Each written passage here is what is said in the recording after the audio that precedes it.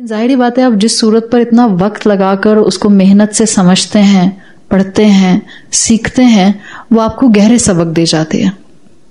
آپ اس صورت کے سارے سبق جو کہ پریکٹیکل گراؤنڈز پر ہم نے سیکھے ہیں اور تھوڑے بہت نکال کر ڈرائیو کر کر سیکھنے کی کوشش کی ہے، آپ اگر ان پر عمل کے اوپر چل پڑیں اپنی زندگی کے اندر، ابھی آپ نے شاید 100% ایکسلنس نہیں اڈاپٹ کی، مگر آپ چل پڑیں، آپ کو روز محشر دو چیزیں ڈیفینیٹلی اللہ کی رحمت سے امیدیں ملیں گی.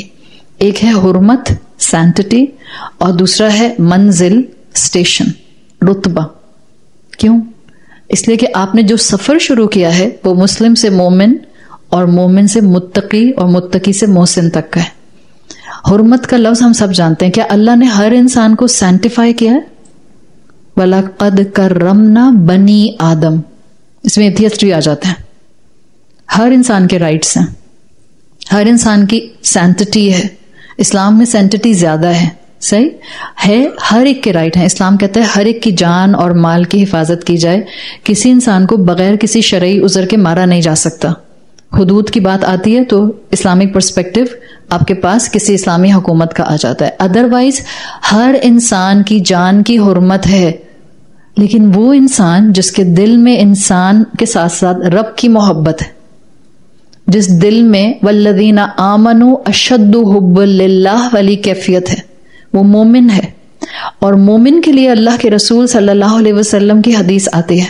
آپ نے کعبہ کے سامنے کھڑے ہو کر اللہ کی قسم کھا کر کہا، حدیث کا مفہوم ہے کعبہ تم محترم ہو، کعبہ تم عظیم ہو، کعبہ تمہاری حرمت ہے، لیکن اللہ کی قسم مومن کی جان کی حرمت تمہاری حرمت سے کہیں زیادہ ہے.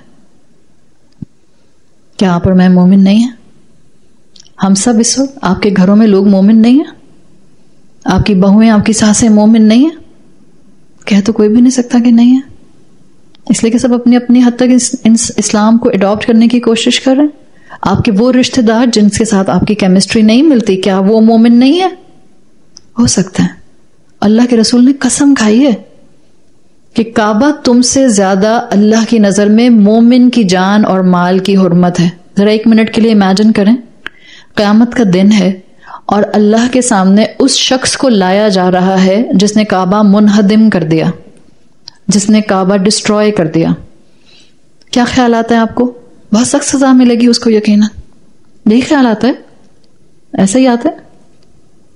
اب اس حدیث کی روشنی میں دیکھیں، اس شخص کو لایا جاتا ہے جس نے اللہ کے کسی مومن کی عزت اور احترام کا مکمل ڈسٹرکشن کر دیا، دشمنی کا اظہار کیا، نقصان پہنچایا، اس کو ہرٹ کیا، ہاتھ سے ہرٹ کیا، ایموشنلی ہرٹ کیا، سائیکولوجیکلی ہرٹ کیا، یا اس کے مال و دولت پر قبضہ کر کے اس کو ہرٹ کیا. فار XYZ وے کسی نے مومن کو ہرٹ کیا.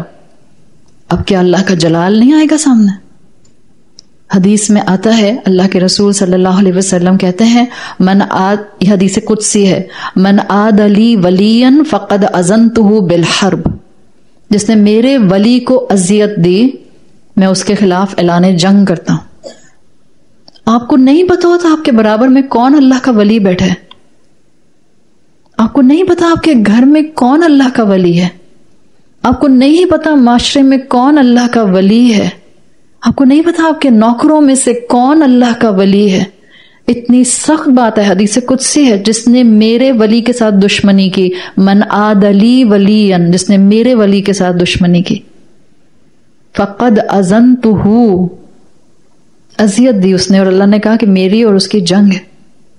اللہ سے دعا کریں، شدت سے دعا کریں، اللہ ہمارے دلوں کو نرم کر دے، اللہ ہمارے دلوں کے اندر ایمان کی طاقت بھر دے.